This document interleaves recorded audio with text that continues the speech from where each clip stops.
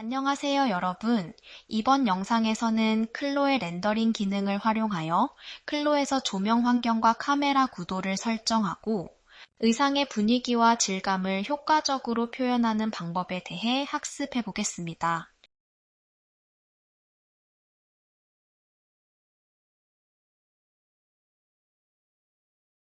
이처럼 다양한 렌더 세팅을 활용하면 연출에 따라 다양한 분위기의 이미지를 얻을 수 있습니다. 이는 3D 데이터를 기반으로 조명, 그림자, 텍스처, 반사 등의 요소들을 계산하여 최종 이미지를 생성하는 단계라고 볼 수 있지요. 이는 3D 데이터를 기반으로 조명, 그림자, 텍스처, 반사 등의 요소들을 계산하여 최종 이미지를 생성하는 단계라고 볼 수 있지요. 쉽게 설명하면 3D에서 만든 작업물을 조명이나 여러 가지 요소를 활용해 진짜처럼 보이게 만드는 사진 찍기 과정이라고 생각하시면 됩니다. 렌더의 여러 가지 기능들을 활용하여 이와 같은 다양한 감각적인 결과 그리고 이미지를 만들 수 있습니다. 자, 우선 클로에서 연습 파일을 불러와 주겠습니다.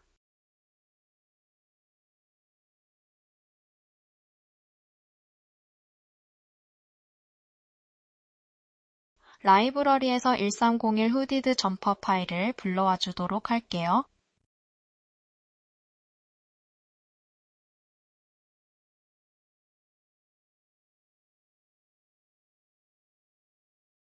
그리고 메인 메뉴의 렌더 메뉴를 통해 렌더 창을 켜줍니다. 그럼 확인하기 위해 렌더 창에서 이 첫 번째 아이콘 인터랙티브 렌더를 통해 렌더를 시작해 보겠습니다. 그리고 렌더 창에서 아이콘들에 대해 각각 설명해 드리겠습니다. 그럼 확인하기 위해 렌더 창에서 이 첫 번째 아이콘 인터랙티브 렌더를 통해 렌더를 시작해 보겠습니다. 그리고 렌더 창에서 아이콘들에 대해 각각 설명해 드리겠습니다.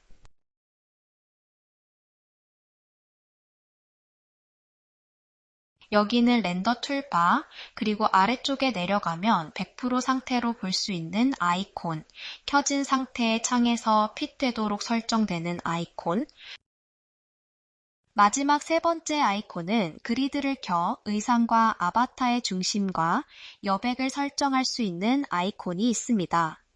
렌더 실행을 위한 툴, 항목의 속성 값을 설정하는 툴, 그리고 라이트 툴들에 대해 알아볼 건데요. 첫 번째로 렌더 실행을 위한 툴입니다. 인터랙티브 렌더는 렌더를 미리 보기 한다고 생각해 주시면 됩니다. 여기서 3D 창에 배치된 오브젝트, 아바타, 그리고 의상들을 조명과 카메라 세팅에 맞춘 채로 렌더를 하게 되는데요. 그럼 여러 가지 항목들이 계산되어 실시간 렌더에 반영이 됩니다. 인터랙티브 렌더 아이콘을 클릭해 볼까요?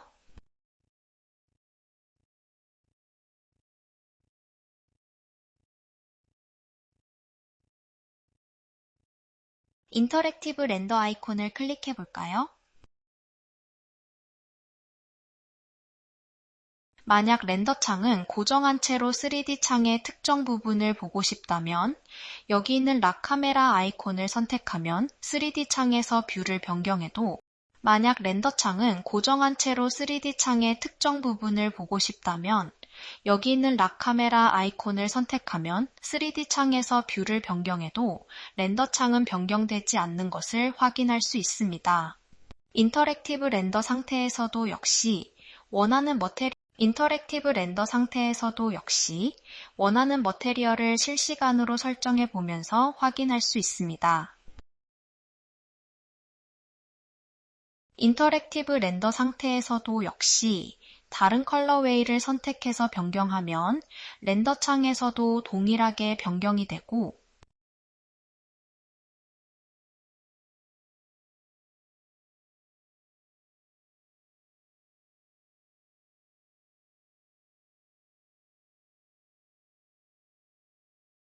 패브릭의 컬러와 같은 머테리얼 또한 이렇게 실시간으로 설정해 보면서 바로바로 확인할 수 있습니다. 자, 이처럼 원단이나 오브젝트의 머테리얼을 변경하면 실시간으로 변경되어지는데요. 하지만 탑스티치, 단추의 모양, 그리고 패턴의 위치 변경 같이 매치가 바뀌는 경우는 실시간으로 변경되지 않습니다. 그래서 이럴 때는 스탑 렌더샤를 클릭하여 정지했다가 인터랙티브 렌더 툴을 클릭하면 다시 반영되게 됩니다. 이처럼 오브젝트가 변경된 경우는 스탑 렌더 그리고 인터랙티브를 통해 다시 활성화하여 렌더해 주시면 됩니다. 다시 기존의 버튼 모양으로 돌려주겠습니다.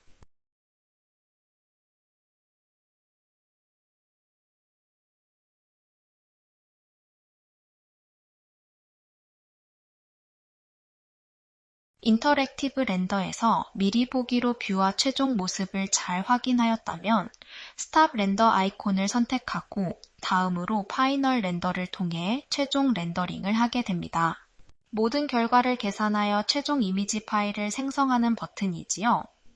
자, 다시 원단의 컬러를 다시 처음과 같이 변경하고 다음 렌더 툴들에 대해 배워보겠습니다.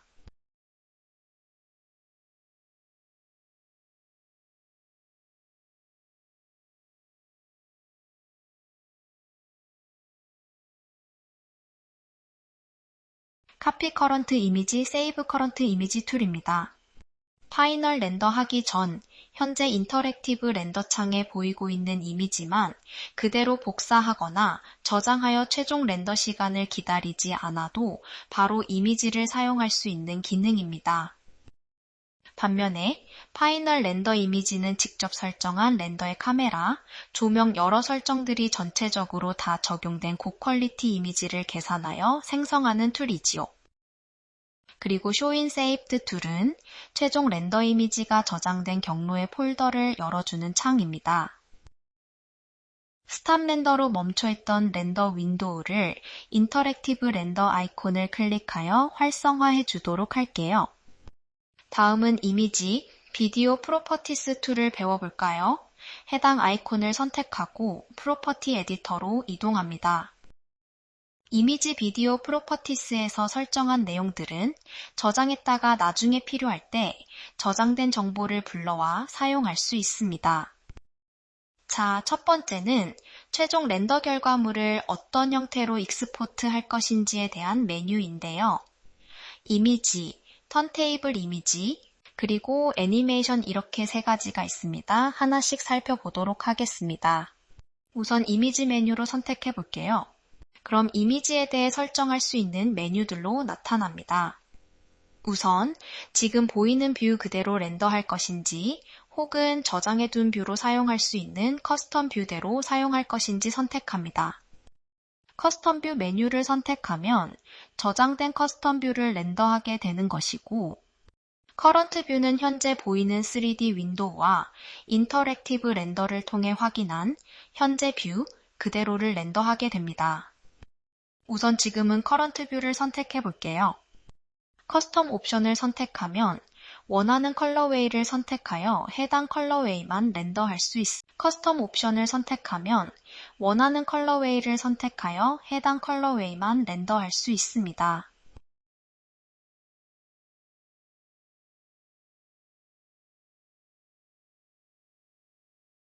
자, 다음은 이미지 비디오 메뉴에서 턴테이블 이미지를 선택해 보겠습니다.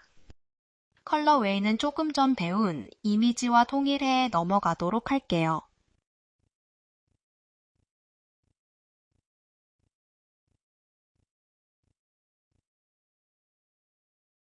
컬러 외에는 조금 전 배운 이미지와 통일해 넘어가도록 할게요.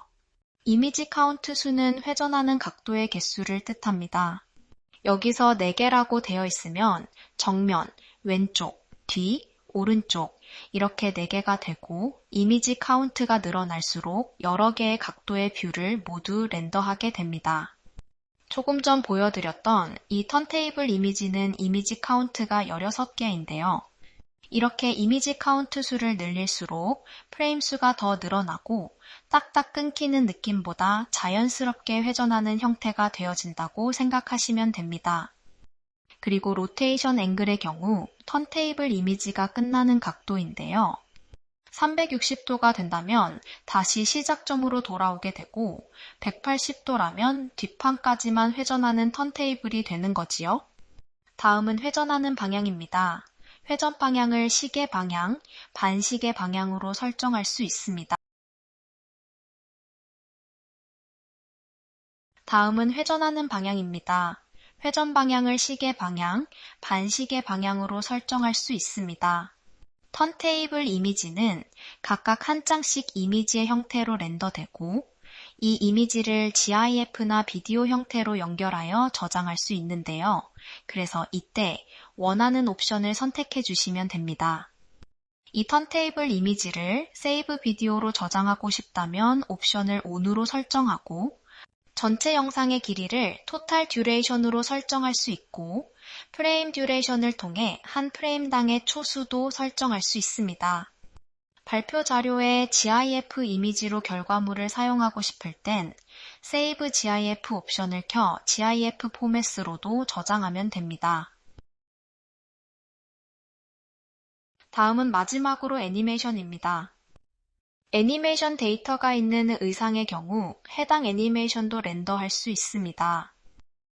메인 메뉴에 애니메이션 에디터를 사용하여 녹화할 수 있습니다. 애니메이션에 대한 내용은 애니메이션 튜토리얼에서 자세히 배울 수 있습니다.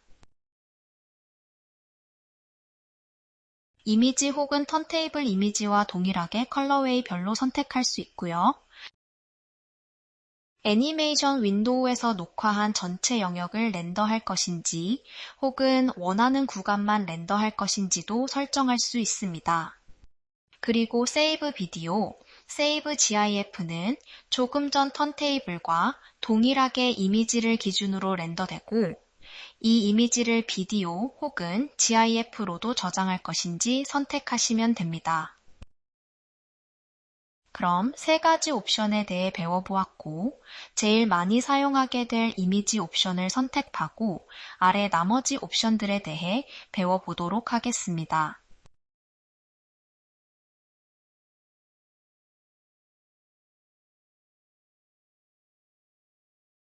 여기서 사이즈는 출력물로 인쇄하는 것이 아닌 PC에서 이미지 형태로만 사용한다면 여기서 사이즈는 출력물로 인쇄하는 것이 아닌 PC에서 이미지 형태로만 사용한다면 꼭 A4와 같은 큰 사이즈의 렌더 이미지를 사용하지 않아도 괜찮습니다. 1920, 1080 정도의 사이즈로 렌더하여도 충분히 좋은 퀄리티가 나오기 때문에 이 정도 사이즈에서 가로 세로 사이즈를 조금씩 원하는 대로 조절하여 사용하시면 됩니다. 이미지를 가로 혹은 세로 방향으로 설정하는 옵션을 선택하고 가로 세로 비율을 유지한 채로 이미지 사이즈를 설정하고 싶다면 메인테인 레이쇼를 ON으로 설정한 채로 비율을 유지하고 사이즈를 설정하면 되고 원하는 특정 사이즈가 있다면 옵션을 OFF로 설정하고 가로 세로 값을 입력하여 사용하면 됩니다.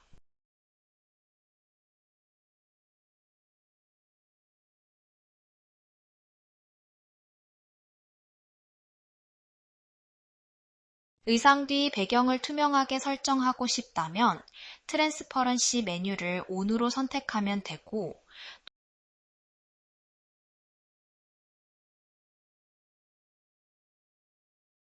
또한 원하는 컬러의 솔리드로 표현하고 싶다면 컬러 칩을 설정할 수 있습니다.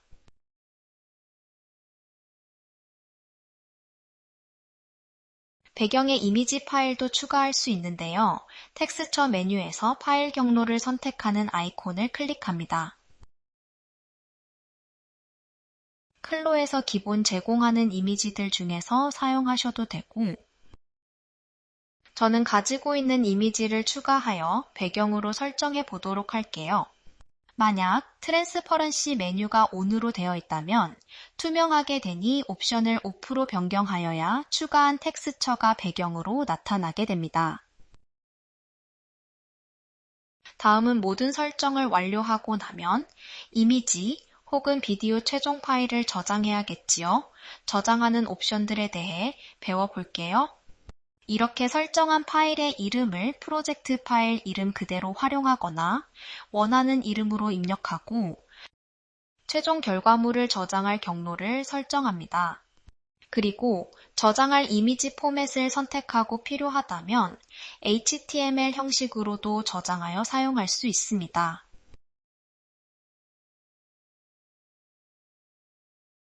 자, 다음 내용을 배우기 전에 좀 더 효과적으로 이해할 수 있는 예시 파일을 불러오도록 하겠습니다.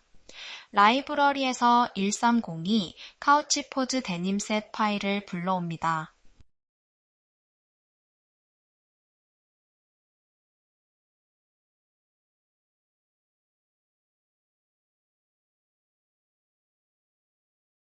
이전 파일의 렌더가 보이고 있어 스탑 렌더 후 다시 인터랙티브 렌더하여 변경된 파일로 다시 보도록 하겠습니다. 이번은 카메라 프로퍼티에 대한 설명입니다. 실제 카메라 환경으로 설정하여 보다 더 사실적인 결과물을 얻을 수 있습니다. 카메라 프로퍼티스 툴을 선택하고 프로퍼티 에디터로 이동합니다.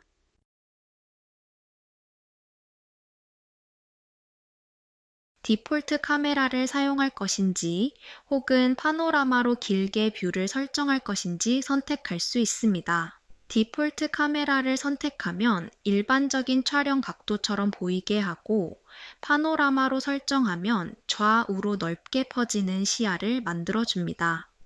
파노라마 이미지의 경우 360도 환경 연출이나 또는 몰입감 있는 프레젠테이션에 사용하거나 나중에 클로셋의 버추얼 쇼룸에서도 활용할 수 있습니다. 우선 저희는 디폴트 카메라를 선택해 볼게요. 아래의 필드 오브 뷰는 카메라가 포착하는 시야의 넓이를 의미합니다. 수치가 낮을수록 좁고 확대된 뷰를 보여주고 수치가 높을수록 넓은 배경을 포함하지요. 그래서 15 정도로 설정하면 실제 카메라, 60 정도의 값을 사용하면 표준 렌즈처럼 의상을 가까이 클로즈업 할 때 활용할 수 있는 렌즈처럼 활용합니다. 그리고 값을 90 이상으로 설정하면 실제 카메라의 광각 렌즈처럼 룩 전체와 배경을 보여주지만 이미지의 왜곡이 나타나게 됩니다. 이렇게 설정 값에 따라 원하는 스타일로 뷰를 구현할 수 있게 됩니다. 그럼 기본 값인 15로 설정하고 다음 메뉴들을 계속해서 설명해 보도록 하겠습니다. 그래서 정리하면 왼쪽의 디폴트 렌즈는 일반적인 카메라처럼 바깥에서 모델을 바라보는 구조예요. 시야가 비교적 좁고 안정적으로 구성되어 있어서 의상 제품 촬영이나 혹은 룩북처럼 중앙 집중형 뷰에 활용하기 좋아요. 반면 오른쪽의 파노라마 렌즈는 카메라가 모델 주변을 360도로 둘러보는 구조입니다. 단, 파노라마 뷰는 왜곡이 생길 수 있기 때문에 전체 공간 표현이 필요할 때만 사용하는 게 좋습니다. 이처럼 렌즈 타입에 따라 시야각과 활용 목적이 달라지기 때문에 렌더링 시 원하는 연출에 맞춰 선택해 주시면 됩니다. 자, 다음은 뷰 오리엔테이션 메뉴인데요. 카메라가 아바타 또는 씬을 어떤 방향에서 바라보는지를 세밀하게 설정하는 기능입니다. 지정된 각도 값이나 기준 뷰를 사용해 일관된 시점에서 촬영하거나 특정 디테일을 강조할 수 있어요. 타입을 선택해보면 스페리컬 혹은 앱솔루트 두 가지를 제공하고 있는데요. 타입이 스페리컬로 설정되어 있을 경우 아바타를 중심으로 구면 360도 뷰가 가능해지며 카메라와 모델 간의 거리나 회전 각도를 직접 지정할 수 있습니다. 디스턴스는 카메라와 아바타 사이의 거리라고 생각하시면 됩니다. 이 디스턴스 메뉴를 -8000 정도로 설정하면 카메라가 모델 앞쪽에서 약 8m 떨어진 위치로 이동합니다. 거리가 멀수록 더 넓은 시야를 보여주고 가까울수록 더 디테일에 집중한 구도가 나오게 되는 것이지요. 다음 호리존털 앵글은 수평 각도입니다. 수평으로 회전할 수 있는 메뉴입니다. 0은 정면, 90은 오른쪽 측면, 그리고 180은 후면 뷰, 입니다. 이렇게 원하는 각도를 딱 설정할 수 있습니다. 버티컬 앵글도 마찬가지로 각도를 설정할 수 있는 것인데요. 여기서 위아래로 이동하는 설정입니다. 예를 들어 0은 눈높이, 그리고 30에서 45도 정도는 약간, 내려다보는 뷰, 그리고 90으로 설정하면 탑뷰가 되어집니다. 이 설정은 단독 사용도 가능하지만 앞서 만든 카메라 뷰를 저장하거나 여러 앵글을 빠르게 비교할 때도 활용됩니다. 특히 포즈나 디테일을 강조하고 싶을 때 지금 내가 보고 있는 장면 그대로 카메라에 고정해 두고 반복해서 활용할 수 있기 때문에 뷰 연출이 필요한 씬 구성에서 매우 효율적으로 사용할 수 있어요. 자, 다음으로는 타입을 앱솔루트로 변경해 볼게요. 앱솔루트 타입은 카메라의 시선 방향이 고정된 상태로 뷰 자체를 상하, 좌우를 이동하게 되는 것입니다. 즉, 카메라가 고개를 돌리는 것이 아니라 프레임 전체를 옆으로 미는 것에 가까운 것이지요. 호리존털 시프트의 경우 좌우 시점을 이동합니다. 슬라이드 바를 조절해 보면 왼쪽 그리고 오른쪽으로 이동하는 것을 확인할 수 있습니다. 버티컬은 마찬가지로 위아래 프레임에 사용되지요. 그래서 정리하면 두 가지 중 왼쪽 스페리컬 뷰는 모델을 중심으로 카메라가 회전하는 구조로 말 그대로 모델 주변을 원형 궤도로 카메라가 이동하는 방식이에요. 이 뷰를 사용하면 정면, 측면, 후면 등을 자유롭게 돌려가며 모델을 다양한 각도에서 관찰할 수 있고 포즈나 실루엣을 부드럽게 보여줄 때 유용합니다. 오른쪽 앱솔루트 뷰 방식은 카메라는 고정된 방향을 유지한 채로 뷰포트 자체를 수평 또는 수직 방향으로 평행 이동하는 설정이에요. 즉, 회전이 아닌 좌우 프레임 이동이기 때문에 특정 부위를 중심으로 잡고 싶을 때 혹은 구도를 정교하게 조절할 때 사용하면 좋습니다. 다음은 클리핑 플레인, 카메라가 보여주는 화면 안에서 앞쪽과 뒤쪽에 잘리는 범위를 수치로 조절할 수 있는 기능입니다. 니어 값은 가까운 거리에서부터 파 값은 가장 멀리 보여지는 거리까지를 의미합니다. 지금 보이는 예시처럼 니어의 설정값부터 파의 설정값까지의 오브젝트만 보여지게 설정하는 것이지요. 옷 안쪽 디테일을 보여주고 싶을 때는 니어 값을 조절해 앞쪽 부분을 보이지 않도록 설정하면 원단의 겉감은 제거되고 안쪽 구조만 정확하게 확인할 수 있습니다. 또는 카메라가 모델 몸 안을 통과하는 듯한 시점을 연출하고 싶을 때도 클리핑 플레인을 활용하면 간단하게 구현할 수 있습니다. 복잡한 3D 패턴이나 여러 레이어가 겹쳐져 디테일이 가려질 때는 필요 없는 앞면을 제거해 뷰를 깔끔하게 정리하는 용도로도 활용할 수 있습니다.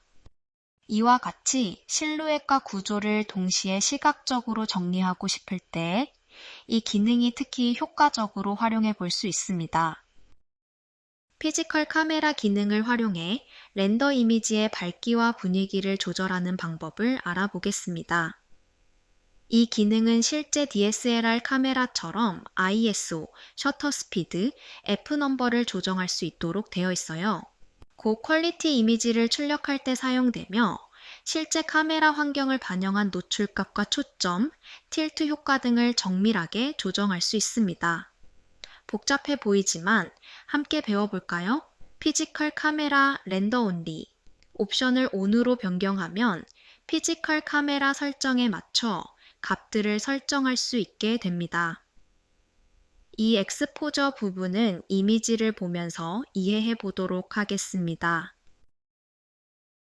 첫 번째로 ISO는 수치가 높을수록 이미지가 밝아지지만 노이즈가 증가할 수 있어요. 이 이미지처럼 ISO 값을 100에서 800까지 수치 값을 높였을 때 이미지가 점점 밝아지는 것을 볼 수 있습니다. 다음 메뉴는 F넘버, 조리개 수치입니다. ISO와 셔터 스피드를 고정하고 조리개 값인 F넘버만 조정해 볼게요.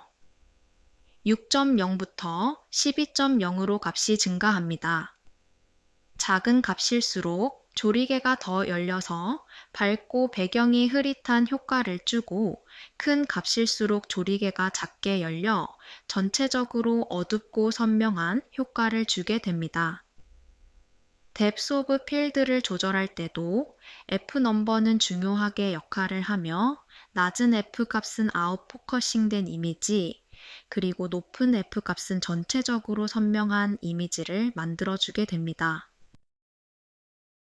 다음은 셔터 스피드입니다. 노출 시간, 즉 빛을 받는 시간을 설정하는 것인데요. 숫자가 작을수록 더 많은 빛을 받아서 이미지가 밝아지고, 숫자가 클수록 노출 시간이 짧아져 어두운 이미지가 돼요. 특히 빠르게 움직이는 오브젝트를 렌더링할 땐 빠른 셔터 속도가 유리하지만 밝기는 떨어질 수 있습니다. 화이트 밸런스는 조명의 색온도 보정입니다. 예를 들어 노란 형광등 조명에서는 따뜻한 톤, 시로의 햇빛은 차가운 톤으로 설정하며, 원하는 컬러 칩 선택을 통해 컬러를 선택할 수 있어요. 뎁스 오브 필드를 ON으로 설정하면 특정 부위만 선명하고, 나머지는 흐릿하게 처리되어 사진처럼 아웃포커싱 된 느낌을 만들 수 있어요. 값을 통해 설정하거나 포커스 바이 레프트 클릭 메뉴를 활용하면 렌더 윈도우에서 원하는 지점을 클릭해 초점을 쉽게 맞출 수 있습니다. 위 메뉴들은 라이팅 설정과 함께 조정하는 것이 중요합니다. 자, 마지막으로 이펙트는 카메라의 기울어짐을 정확한 값을 입력하여 보정하는 것입니다. 예를 들어 수직이 왜곡되어 보인다 할 때 수치로 보정을 하는 것이지요. 자, 여기까지 카메라 설정에 대해 알아보았습니다. 이 세 가지 항목을 조합해 원하는 이미지 분위기나 표현 스타일에 맞는 조명과 노출을 설계할 수 있습니다. 이제 다음으로는 V-Ray의 렌더 조명 속성을 설정하는 방법을 배워볼 거예요. 조명을 활용하면 의상의 소재감, 입체감, 분위기를 더욱 효과적으로 표현할 수 있어요. 라이트를 설정하기 전 피지컬 카메라는 꺼주도록 하겠습니다.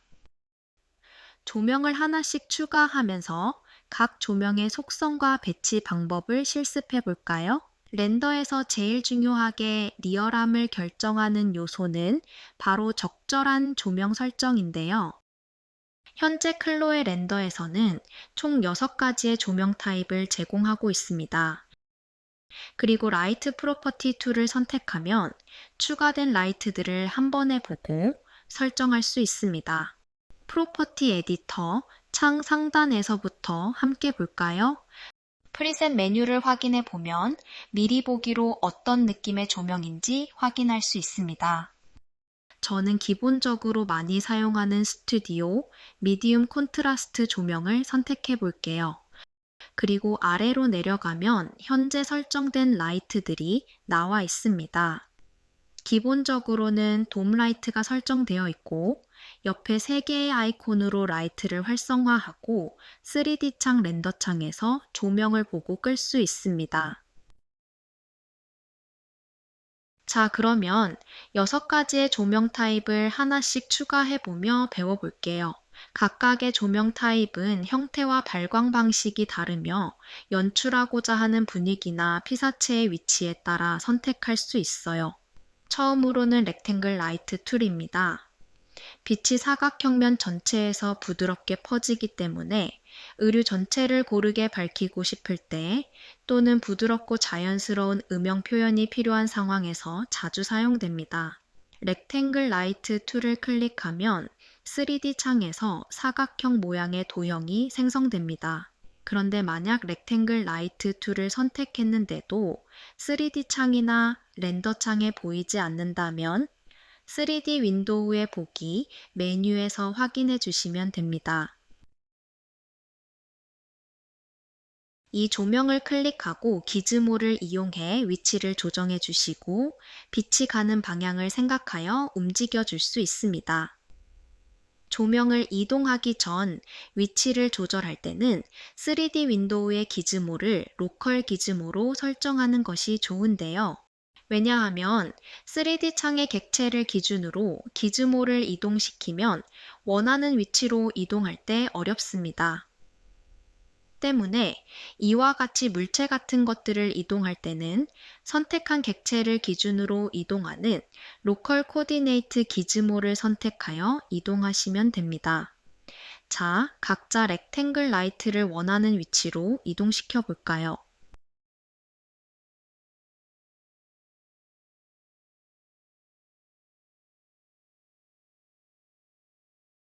라이트를 선택하고 프로퍼티 에디터를 확인하면 선택한 조명에 대해 수정할 수 있도록 옵션들이 있습니다. 렉탱글 라이트 우측에 아이콘 3개가 있고 라이트 온오프 그리고 3D 창 렌더 창에서 각각 조명의 형태를 보이게 할 것인지 조명은 보이지만 보이지 않게 보기를 끌 것인지 선택할 수 있습니다. 그리고 아래에는 4가지 메뉴가 있고 하나씩 차근차근 살펴볼게요. 첫 번째는 조명의 인텐시티 조절 메뉴입니다. 돔라이트의 기본 조명에 렉탱글 툴을 추가하여 2가지의 조명이 있습니다. 자, 라이트 프로퍼티 툴을 확인해 보면 돔라이트 그리고 렉탱글 라이트 이렇게 2가지가 있는 것을 확인할 수 있습니다. 저희는 돔라이트 조명을 액티브 아이콘을 클릭하여 돔라이트 조명을 비활성화하고 아래에 렉탱글 툴을 설정해 볼게요. 자, 그럼 돔라이트가 꺼지고 렉탱글 라이트만 켜진 상태에서 렉탱글 라이트 2를 조절해 볼게요. 먼저 인텐시티를 10으로 설정합니다. 그럼 이렇게 나오는 빛의 강도가 강해진 것을 바로 확인할 수 있습니다. 그럼 다음으로 컬러를 조절해 볼게요. 컬러 칩을 선택하고 원하는 색상을 선택합니다. 원하는 색상이 잘 적용되었는지 잘 보이기 위해 저는 붉은 계열을 선택해 볼게요. 자, 그렇다면 아래의 너비 높이는 무엇을 의미할까요? 조명이 발광하는 조명 자체의 사이즈를 조절할 수 있는 메뉴들입니다. 조명의 사이즈를 작게 하고 위치를 조절해 보면 이렇게 조명의 사이즈에 따라 빛이 나오는 느낌이 다른 것을 확인할 수 있지요. 렉탱글 라이트는 조명을 어떤 방향에서 비추면 효과적일까요? 조명을 다시 기본 컬러로 변경하고 위치를 설정해 볼게요. 두 방법으로 알려드리겠습니다. 첫 번째로는 조명이 모델의 앞쪽, 약간 위에서 비추게 되면 룩 전체를 균일하게 밝히는 연출을 하게 됩니다.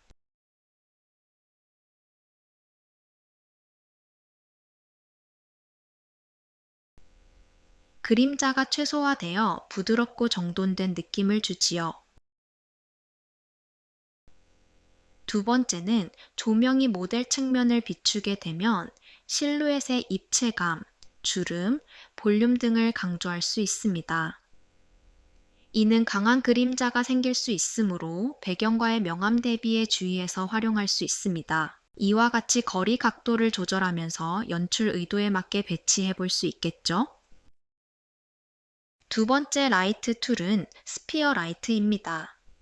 스피어 모양의 구에서 360도로 확산되어 조명이 펼쳐지는 경우에 사용할 수 있는데요. 실내 촬영 은은한 배경 조명을 표현할 때 자주 사용됩니다. 스피어 툴을 클릭하여 추가해 보겠습니다.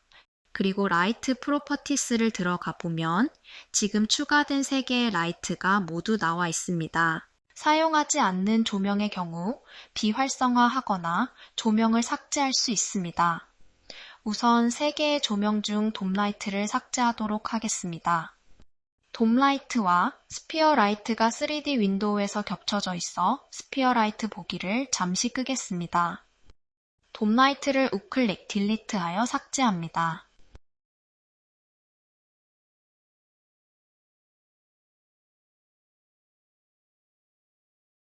다시 스피어 툴 보기를 켜줄게요.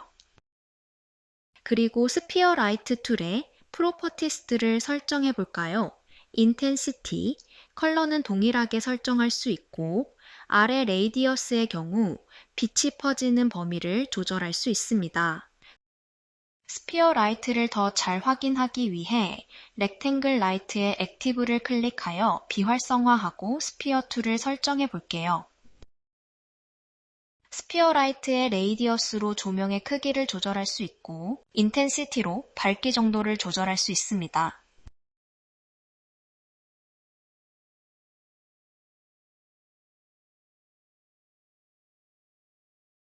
스피어 라이트를 아바타의 정수리 위쪽 또는 약간 앞쪽 상단에 배치합니다.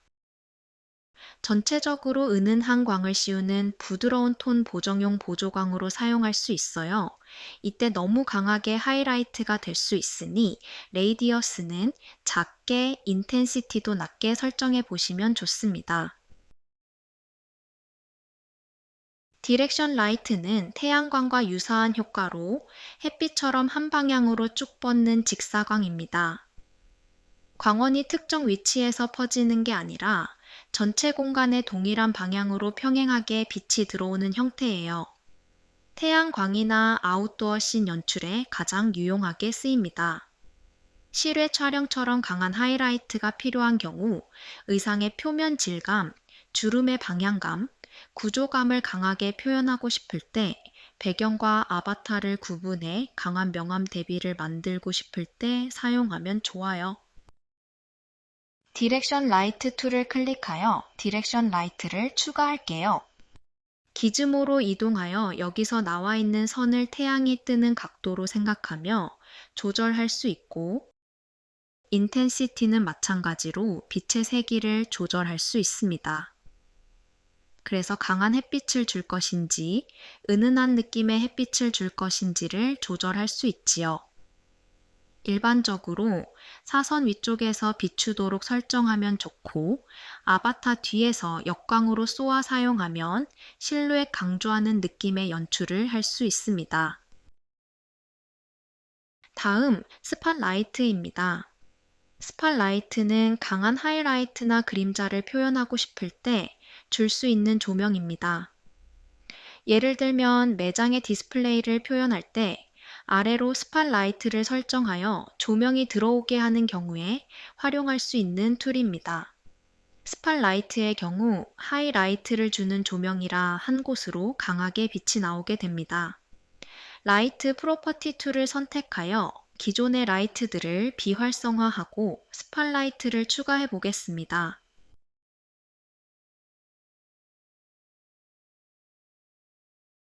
스팟라이트 툴을 클릭하면 3D 윈도우에 추가된 것을 확인을 할 수 있습니다. 돔 라이트를 제외하고 나머지 5개의 라이트 툴들은 원하는 대로 추가하여 사용할 수 있습니다. 저는 한 번 더 스팟라이트 툴을 클릭하여 스팟라이트 2개를 추가해 볼게요.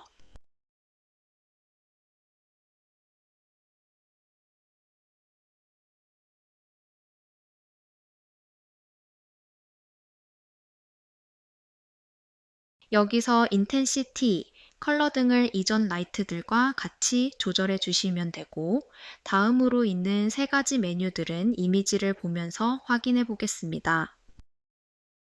콘앵글은 조명이 나오는 원뿔 모양의 각도를 설정할 수 있습니다. 그래서 30으로 설정했을 때 보다 50으로 설정했을 때가 펼쳐지는 영역이 점점 넓어지는 것을 확인할 수 있습니다. 다음은 페넘브라 앵글입니다. 보이는 이미지와 같이 값이 커질수록 빛이 비추는 그림자의 경계가 얼마나 부드럽게 번지는지를 설정하는 각도입니다. 다음은 섀도우 레이디어스인데요. 그림체 블러 효과를 얼마나 줄지 조절하는 느낌이에요. 주변광이 많은 부드러운 조명 환경을 만들고 싶을 때 섀도우 레이디어스 값을 키우면 훨씬 자연스러운 분위기를 연출할 수 있어요. 즉, 페넘브라 앵글은 빛의 경계를 부드럽게, 섀도우 레이디어스는 그림자의 경계를 부드럽게 한다고 생각하시면 됩니다. 클로로 돌아와 조금 전 배웠던 콘 앵글의 설정 값들을 활용해 조명을 조절해 볼게요.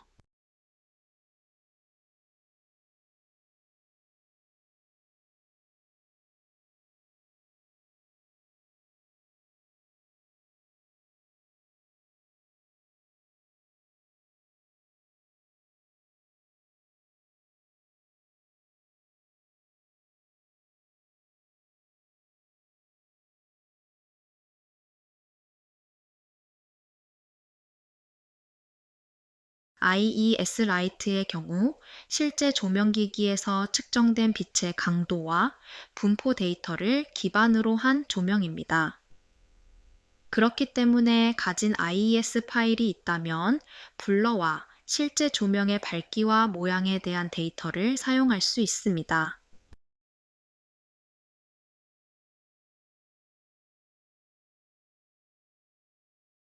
다음은 가장 기본적으로 사용하는 형태의 조명인 돔 라이트입니다.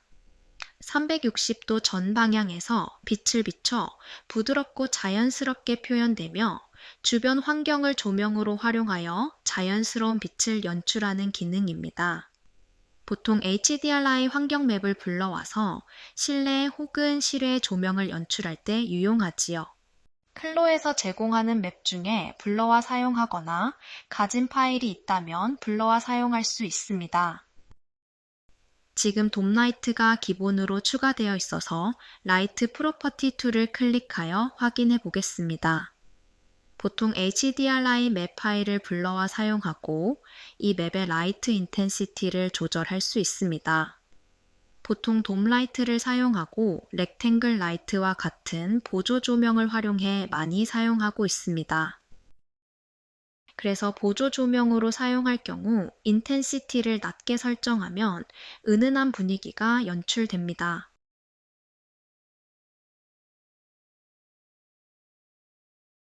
다음, 앵글 값은 가지고 있는 이 HDRI 환경의 각도를 조절할 수 있습니다.